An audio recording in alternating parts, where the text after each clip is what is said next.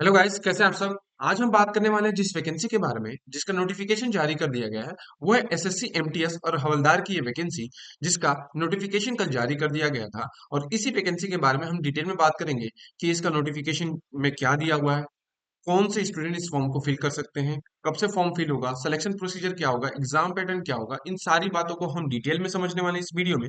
तो चलिए शुरू करते हैं इस वीडियो को और जानते हैं सारी इंफॉर्मेशन एसएससी एमटीएस और हवलदार की इस वैकेंसी का जो कि 2024 की निकल के आ रही है। अगर मैं बात करूं तो जो हर साल एसएससी के द्वारा, स्टाफ सिलेक्शन कमीशन के द्वारा एमटीएस और हवलदार की वैकेंसी के लिए नोटिफिकेशन आता है और इसकी वैकेंसी जारी की जाती है, जिसका ऑफिशियल नोटिफिकेशन आप कहाँ से जाके चेक कर सकते हैं। ssc.gov.in से जाके इस वैकेंसी को चेक कर सकते हैं। इस बार एससी एमटीएस और हवलदार की ये जो वैकेंसी है इसमें 8,326 पोस्ट है, जिसमें एमटीएस मल्टीपल टास्क स्टाफ और हवलदार की ये वैकेंसी रखी गई है, जिसका नोटिफिकेशन 31 जुलाई 2024 से ऑनलाइन एप्लीकेशन इसके स्टार्ट होने वाले हैं। वैसे तो इसका जो ऑनलाइन एप्लीकेशन का करेक्शन डेट है वो 16 से 17 अगस्त रखा गया है और इसकी जो एग्जाम डेट है वो अक्टूबर और नवंबर मंथ में रखी गई है। अगर मैं बात करूं इस वैकेंसी से रिलेटेड पोस्ट के बारे में तो इसमें हवलदार, प्यून, ड्राफ्टर, जमींदार, जूनियर ऑपरेटर, चौकीदार, सफाई वाला, माली, इन सारी वैकेंसियों के लिए इसका नोटिफिकेशन जारी किया गया है। अगर बात करूं इसके इससे रिलेटेड इंपॉर्टेंट डेट्स के बारे में तो नोटिफिकेशन मैं बता चुका हूं 27 जून 2024 को रिलीज हुआ है। ऑनलाइन रजिस्ट्रेशन फॉर्म इसके 27 जून 2024 से स्टार्ट होंगे और लास्ट डेट है इस फॉर्म को फिल करने की 31 जुलाई। 31 जुलाई 2024 इस फॉर्म को फिल करने की लास्ट डेट है। ऑनलाइन पेमेंट जो रहेगा 1 अगस्त 2024 तक रखा गया है। ठीक है। और इसका जो एग्जाम डेट है वो अक्टूबर और नवंबर के मंथ में कंडक्ट कराया जाएगा। तो फॉर्म जो है वो 27 जून से लेके 31 जुलाई के बीच में आप फिल कर सकते हैं। इसके बीच में आप फॉर्म फिल कर सकते हैं और 1 अगस्त 2024 तक इसकी जो ऑनलाइन फीस पेमेंट है वो आप पे कर सकते हैं। फॉर्म को ऑनलाइन ही फिल किया जाता है और ऑनलाइन ही इसका पेपर होता है। अगर मैं फॉर्म फीस की बात करूं जो आपको पे करना पड़ेगा इस फॉर्म को फिल करने के लिए, तो एससी एसटी पीडब्ल्यू कैंडिडेट के लिए कोई भी फॉर्म फीस नहीं रखी गई है, जबकि जनरल ओबीसी और ईडब्ल्यूएस के लिए फॉर्म की फीस 100 रुपीज रखी जाती है। फीमेल कैंडिडेट के लिए भी फॉर्म की फीस कोई भी चार्ज नहीं किया जाता है। आप payment net banking, credit card या यूपीआई से पे कर सकते हैं।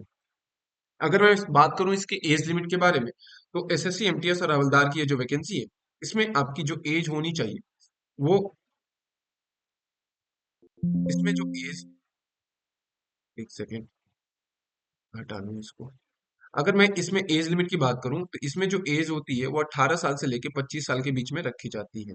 ठीक है। 18 से 25 के बीच में आपकी एज लिमिट होनी चाहिए एमटीएस की वैकेंसी के लिए, जबकि हवलदार की वैकेंसी के लिए अगर जनरल कैंडिडेट हैं तो 18 से 27 साल आपकी एज लिमिट रहनी चाहिए।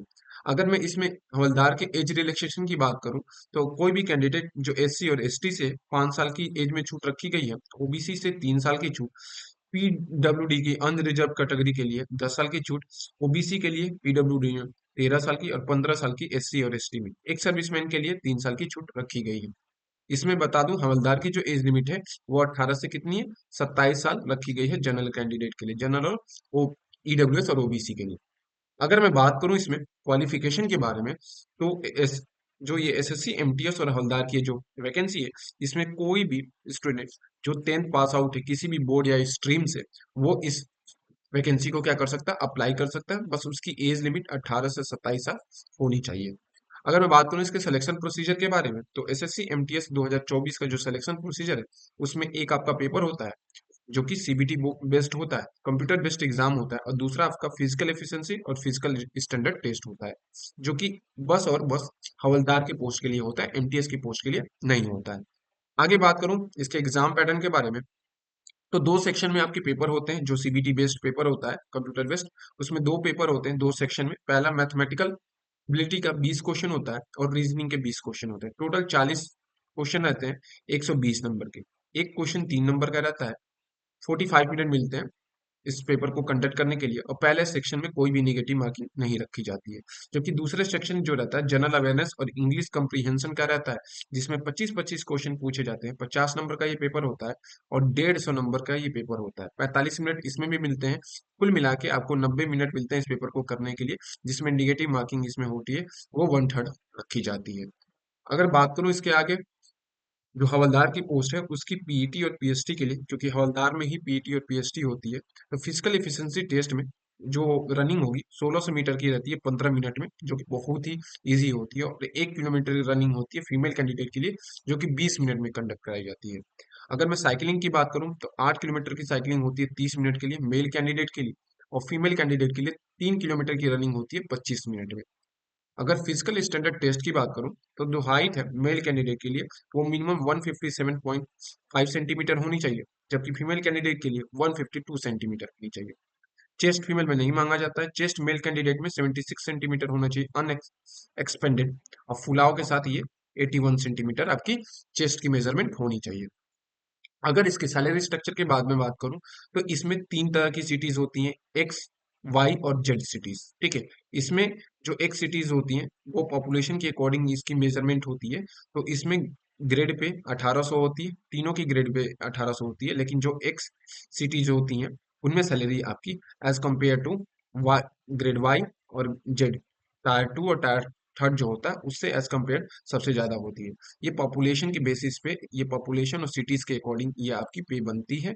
तो ऐसे मिनिमम ये जो पे होती है आपकी वो बनती है यहाँ से 25,000 प्लस रहती है आपकी। बेसिक सैलरी इतनी ही स्टार्ट होती है। अगर आपको मेरा वीडियो पसंद आया तो मेरे चैनल को लाइक करें, सब्सक्राइब करें और शेयर करना ना भूलें, ऐसे ही इंफॉर्मेशन और वीडियो के लिए। Thank you.